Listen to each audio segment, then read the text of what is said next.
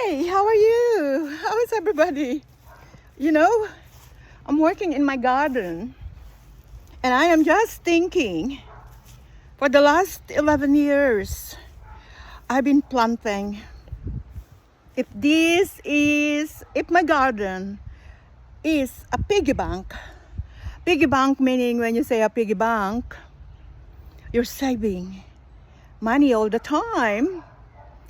My garden is now full. See this plant here? I just dig that. And I'll put a price in this. That will be $25. $25. And if all of these plants here, I will put them in a pot, there will be a price. $5 here, $2 there, $1 here. My God, put them all together. It's easy to make $100 from all of these plants that I planted the last 11 years. This, in the beginning, I said to myself, is an investment. These plants I planted the last 11 years and Peter looked after it. When I go away, they were my biggest investment. I will put a value, $5 here, $20 here, $10 there. Oh Lord, I have my own business. I have my own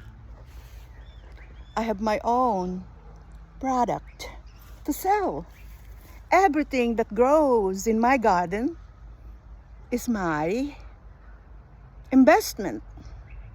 All I have to do is put an ad in the paper, in Facebook, word of mouth, $1, $2 plants. Come by, have a look for yourself. So yes, everything here has a monetary value. Monetary meaning is money. Money. It's for sale. It's for sale. Everything here is for sale. I will not sell it in one day, but maybe for as long as I live, I have this as my capital. $20 here. If I put that in a pot, maybe $50. $30 here.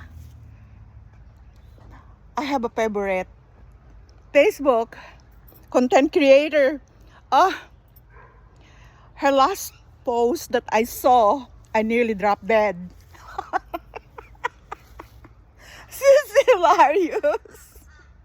Shout out to your idol. See, $35. If I put this in a pot, I probably even get $100. These are all my capital. It's my investment to make money from. Even this, I got this from Normanton, Queensland when I was working in the Purple Pub. These are my capital. This is my garden.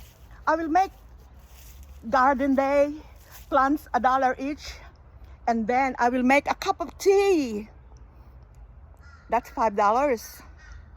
Devonshire tea and scones even.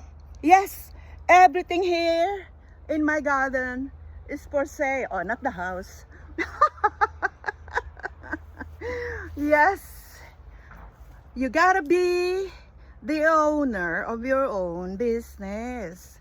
Nobody will make it for you.